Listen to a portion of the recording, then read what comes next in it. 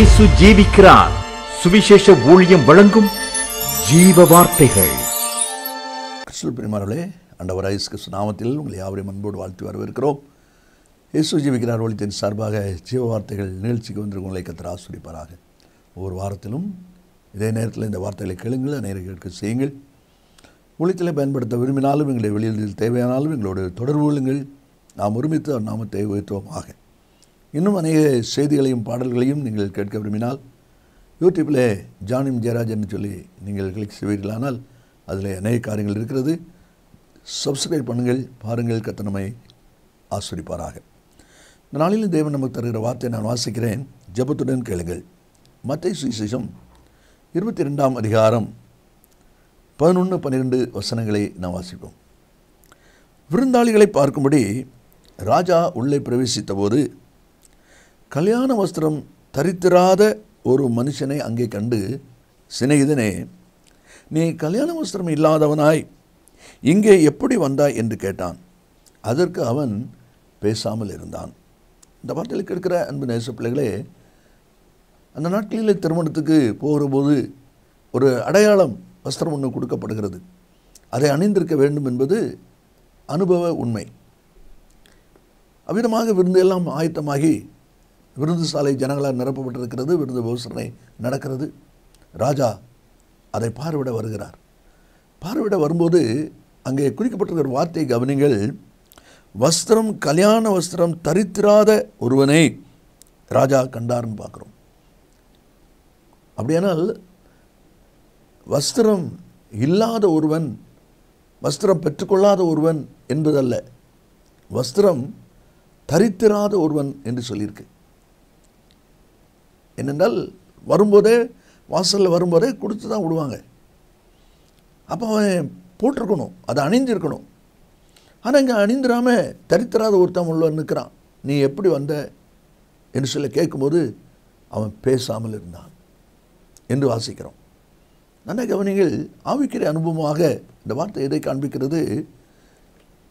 ஆண்டவர் இயேசு தம்முடைய ரத்தம் சிந்தி அவருடைய பிள்ளைகளாக நம்மை மீட்டிருக்கிறார். மீட்கப்பட்டிருக்கிற ஒவ்வொருவருக்கும் ஆண்டவர் அவருடைய அனுபவங்களுக்கு ஏற்றபடி ஆவிக்குரிய வஸ்திரங்களை கொடுத்திருக்கிறார். அதில் பிரதான முதல் வஸ்திரம் என்பது ரட்சிப்பின் வஸ்திரம். எல்லாரும் அறிந்திருக்கிற ஒரு உண்மை. ஏசாயா 61ஆம் அதிகாரம் 10வது வசனத்தில் நம்ம வாசிக்கிறோம், ரட்சிப்பின் வஸ்திரத்தை எனக்கு உடுத்தினார் என்று சொல்லியிருக்கு. எதுக்கு இந்த ரட்சிப்பின் வஸ்திரம்? எப்போது நம்ம உடுத்திருக்கணும், அது அடையாளமாக நம்ம மேலே இருக்கணும், அதுதான். இதே போல் இன்னும் விசுவாச வாழ்க்கையில் வளர்ந்து வருகிறவங்க, கனி கொடுக்குற வாழ்க்கையில் வளர்ந்து வருகிறவங்க, கர்த்தருக்காக பலமான காரியங்களை சாதித்தவங்க, இப்படிப்பட்டவங்களுக்கு கூடுதலான வஸ்திரத்தின் அனுபவங்கள் இருக்கும். வேதாந்தத்தில் ஏசாயா 61:3 நம்ம வாசிக்கிறோம், துதியின் உடை கர்த்தர் கொடுக்கிறார். அதே போல் எசேக்கியேல் 16:10 சித்திர தையலாடை அவனுக்கு கொடுத்து என்று வாசிக்கிறோம். சித்திர தையலாடை என்பது இப்போ நமக்கு எம்ப்ராய்டரி அப்படி சொல்கிற பார்த்தீங்களா, அதில் நிறைய வேலைப்பாடுகள் இருக்கும்.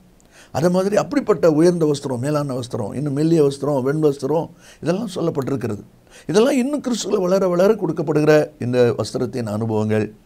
இந்த வஸ்திரத்தின் அனுபவங்களை அதே போல் ஏசாயா 52:1 அலங்கார வஸ்திரத்தை உடுத்துக்கொள் என்று சொல்லியிருக்கு. இதெல்லாம் நம்ம பார்க்கும்போது ஆவிக்குரிய பிள்ளைகளாக நம்முடைய வாழ்க்கையில் தேவன் நமக்கு தந்திருக்கிற ஆவிக்குரிய வஸ்திரங்களை நாம் உடுத்தவர்களாக இருக்க வேண்டும். இங்கே வாசிக்கிறோம், விருதுசாலைக்கு வந்தபோது வஸ்திரம் தரித்திராத ஒருவனை. இன்றைக்கு இந்த வார்த்தை கேட்கிற அன்பு நேச பிள்ளைகளே, நீங்களும் உங்களுடைய வாழ்க்கையில் உங்களுடைய ஆவிக்குரிய வஸ்திரத்தை தரித்திருக்கீங்களா அல்லது தரியாமல் இருக்கிறீங்களா? அதை அணிந்திருக்கீங்களா இல்லது என்ன ஆச்சுது? இப்போ அதான் கேள்வி. வஸ்திரம் தரித்திராத ஒருவனை கண்டு வஸ்திரம் இல்லாதவனாய் நீங்கள் எப்படி வந்தேன்னு கேட்குறார். அதே போல் பரலோக தேவனாய் கர்த்தர் அவருடைய ராஜ்யத்தின் பங்கை பெற்றுக்கொள்வதற்கு நாம் ஆயத்தமாகும்போது அவர் நமக்கு தந்த வஸ்திரங்களை நாம் எவ்விதமாய் அணிந்திருக்கிறோம் என்பதிலே கவனமாக இருக்கிறார். எலியேசர் ரெபேக்காளை அழைத்து கொண்டு வந்தவுடனே ஈசாக்கு அவளை கூட்டிக் கொண்டு போய் தனக்கு மனைவியாக்கி கொண்டான் என்று நம்ம வாசிக்கிறோம். அது எப்படி முடியும்? ஈசாக்கு பார்க்குறான், நான் கொடுத்து விட்ட வஸ்திரத்தை கொடுத்துருக்காளா, நான் கொடுத்து விட்ட கம்மல் போட்டிருக்காளா, நான் கொடுத்து விட்டுருக்கிற காப்பு போட்டிருக்காளா, எல்லாம் போட்டிருக்கா. அப்படி ரைட், நம்ம கொடுத்து விட்டதை அவள் அணிஞ்சிருக்கிறா அப்படின்னா நம்மளை ஏற்றுக்கொண்டான்னு அர்த்தம். கூட்டிகிட்டு போகிறான். பரலோக தேவனாய் கர்த்தரும் என்னென்ன ஆவிக்குரிய அனுபவங்களை உங்களுக்கு தந்திருக்கிறாரோ அதை நீங்கள் அணிஞ்சிருக்கணும். சரி, வேகமாக 2-3 காரியங்களை நான் வாசித்து ஜெபிக்க போகிறோம். வஸ்திரம் தரித்திராத ஒருவன் சொல்லியிருக்க, பெற்றுக்கொண்டவன் ஏன் தரிக்கலை? என்ன நடந்திருக்கு, என்ன ஆச்சுது? இன்றைக்கு ஆவிக்குரிய வஸ்திரத்தை பெற்றுக்கொண்டிருக்கிற நீங்களும் நானும் அதை எவ்விதமாய் அணிந்திருக்கிறோம் என்பதை குறித்து வாசிக்க போகிறோம். வேகமாக முதலாவது ஒரு வசனத்தை வாசிக்கிறோம். உன்னத பாட்டு 5:3 சொல்லப்பட்டிருக்கிறது, என் வஸ்திரத்தை கழற்றி போட்டேன். நேசர் வந்து கதவை தட்டுகிறார். என் பிரியமே, என் ரூபதியே கதவை தர, என் தலை பனினாலும் வெளியில் போய் தூராலும் நினைக்கிறது கதவை தர அப்படின்னு சொல்லி தட்டி கொண்டிருக்கிறான். ஆனால் அவ சொல்கிறா, என் வஸ்திரத்தை கழற்றி போட்டேன். பார்த்தீங்களா? அப்போ கழற்றி போட்டேன்னா வஸ்திரம் தரிக்கலைன்னு அர்த்தம். அப்போ நிர்விசாரம், துணிகரம். இந்த வார்த்தை கேட்கிற அன்பு நேச பிள்ளைகளே, ஆவிக்குரிய வஸ்திரத்தை கர்த்தர் உங்களுக்கு கொடுத்திருப்பது தரித்து கொள்வதற்கு. அதை எப்போதும் அணிந்திருக்கணும். உன் வஸ்திரத்தை அணிந்து கொள், உடுத்திக்கொள், அதான் சொல்லியிருக்கு.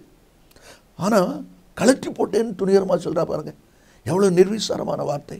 இந்த வார்த்தை கேட்கிற அன்பு நேச பிள்ளைகளே, தேவாவியான உங்களுக்கு கொடுத்த ஆவிக்கிற வஸ்திரத்தை நீங்கள் அணிஞ்சிருக்கீங்களா இல்லை கலத்தி போட்டிருக்கீங்களா என்பதை யோசித்து பாருங்கள்.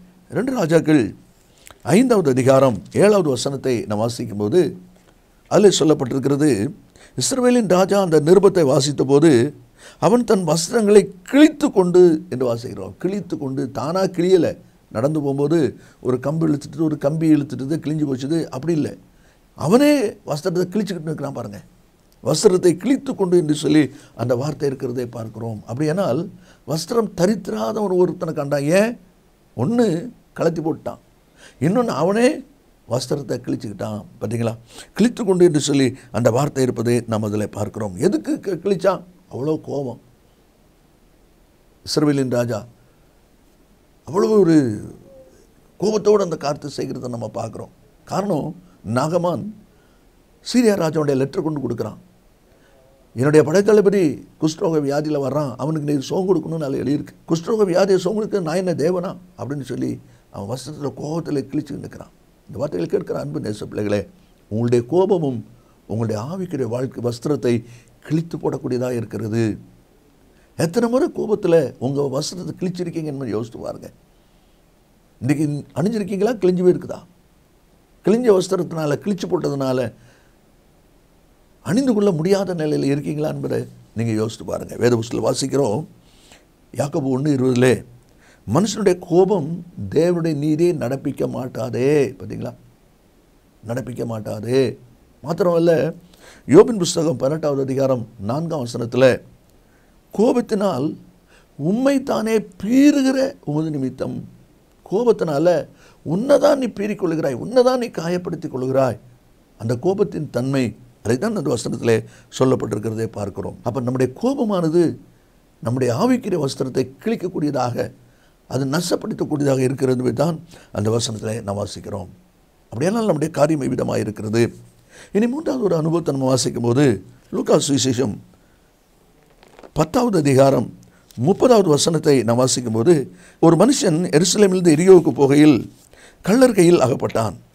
அவன் வஸ்திரத்தை உரிந்து கொண்டு அவனை காயப்படுத்தி அவனை குற்றூராய் விட்டு போனார்கள். கள்ளர்கள் என்பது பிசாசுக்கு அடையாளம். அவன் சத்துருவா பிசாசு உங்கள் வஸ்திரத்தை உறிஞ்சிட்டு போயிட்டானான்னு பாருங்கள், கலத்தி கொண்டு போயிட்டானான்னு பாருங்கள். நீங்கள் இடம் கொடுக்காம உங்கள் வஸ்திரத்தை சத்துரு ஒன்றும் செய்ய முடியாது. அதனால தான் பிசாசுக்கு இடம் கொடாமல் இருக்குன்னு சொல்லியிருக்கு. வஸ்திரத்தை கலத்திட்டு போனோன்னா நீங்கள் இடம் கொடுத்தா தான் முடியும். இங்கே இவனுடைய வாழ்க்கையில் நிலைமை என்ன? எருசலேமிலிருந்து எரியோவுக்கு வரான் பாருங்கள். எருசலேம் என்று மகாராஜா நகரம். அப்போது ஒரு பின்மாற்றக்காரனாக வருகிறான்.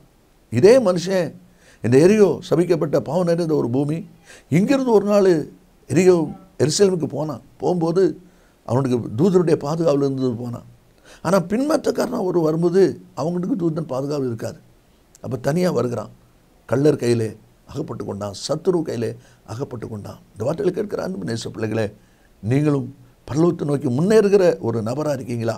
அல்லது சோதனை வேதனை வந்ததுனால பின்வாங்கி போகிற ஒரு நபராக இருக்கீங்களா?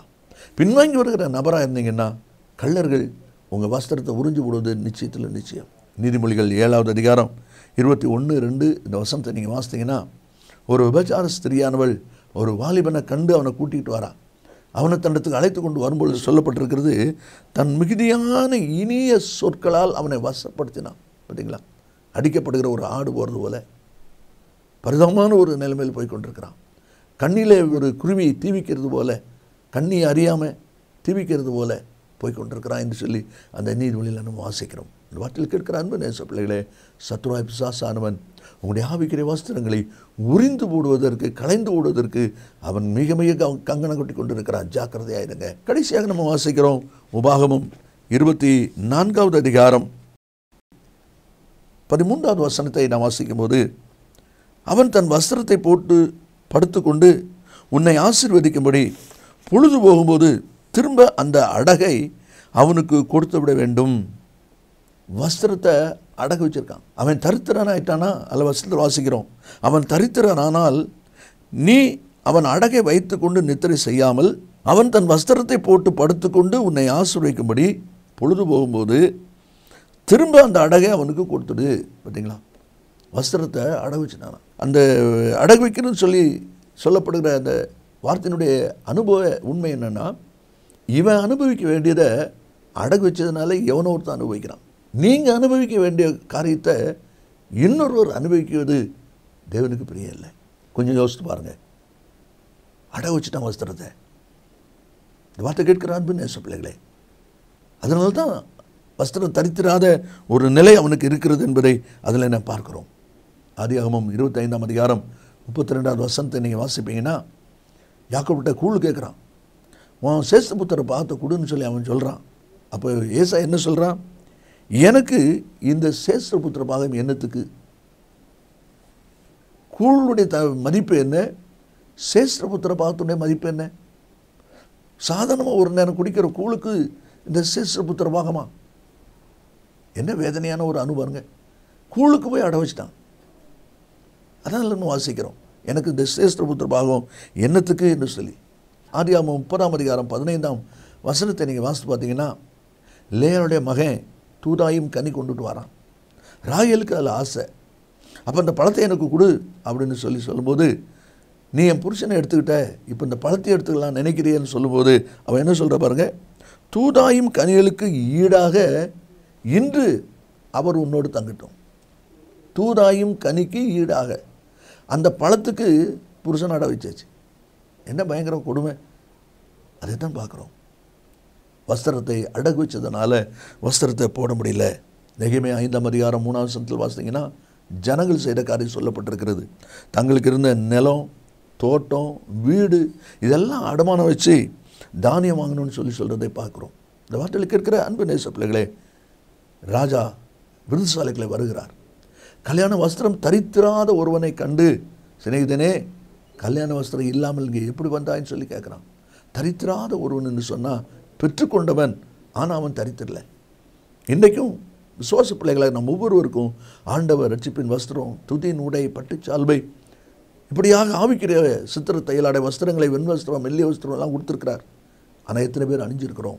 ஏன் அணியில் 4 காரியம். ஒன்று, நிர்விசாரத்தினால வஸ்திரத்தை கலத்தி போட்டேன், அஜாக்கிரத்தினால கலத்தி போட்டிங்களா? 2வது, கோபத்தினால ராஜா கிழிச்சுக்கிட்டு நிற்கிறாரு. உங்கள் ஆவிக்கிற வஸ்திரத்தை நீங்களே கிழிச்சிட்டிங்களா? அதை யோசித்து பாருங்க. அதே போல் 3வது, பின்மாற்றம் வாழ்க்கையில் வந்ததுனால கள்ளர்கள் கையில் அவன் ஆப்பட்ட மாதிரி சத்துருவாய் பிசாசு உங்கள் வஸ்திரத்தை உறிஞ்சிட்டு போயிட்டானா? அதை கவனிங்க. கடைசி வாசிக்கிறோம், அடகு வச்சிட்டிங்களா? உலகத்து நன்மைக்காக வச்சிட்டிங்களா? நாம் ஜெபிப்போமா? இயேசு சீக்கிரம் வரப்போகிறார். நல்ல பிதாவே, நமக்கு நன்றி சொல்கிறோம். நம்முடைய வார்த்தை ஆமந்தும் ஆமேனும் இருப்பதற்கு ஸ்தோத்திரம். அவரவர் தங்களுடைய வஸ்திரத்தை காத்துக்கொள்ள வேண்டும் என்று வேதம் சொல்கிறது. அதை ஜாக்கிரதையாய் செயல்பட கிருபை செய்யும். அச்சர் இயேசுவின் நாமத்தில் பிதாவே, ஆமே ஆமே. கர்த்தர் ஆசீர்வதிப்பாராக. ஆமே. கிறிஸ்துவில் அன்பு நேச பிள்ளைகளே, ஏற்கனவே நான் அறிவித்தபடி அந்த நகோமி என்கிற புஸ்தகம் இப்பொழுது நம்முடைய கரங்களில் ஆயத்தமாக இருக்கிறது. ஆவியானவருக்கும் நகோமிக்கும் உள்ளதான அந்த உறவை பற்றிய ஒரு ஆழமான கர்த்தனை இந்த புஸ்தகம் உங்களுக்கு ஆசீர்வாதமாக இருக்கும். அதனுடைய விவரங்களை நீங்கள் இடத்தில் கேட்டு பெற்றுக்கொள்ளுங்கள். கர்த்தர் நம்மை ஆசீர்வதிப்பாராக. ஆமென். மேலும் விவரங்களுக்கும் உங்கள் ஜெப தேவைகளுக்கும் நீங்கள் எங்களோடு தொடர்பு கொள்ள வேண்டிய முகவரி, ஜீசஸ் லிவ்ஸ் காஸ்பல் மினிஸ்ட்ரீஸ், சகோதரர் John M Jeyaraj, 123A Dohnavur road, Mavadi, Nellai மாவட்டம், தென்னிந்தியா 627107. செல்போன் 9443113292.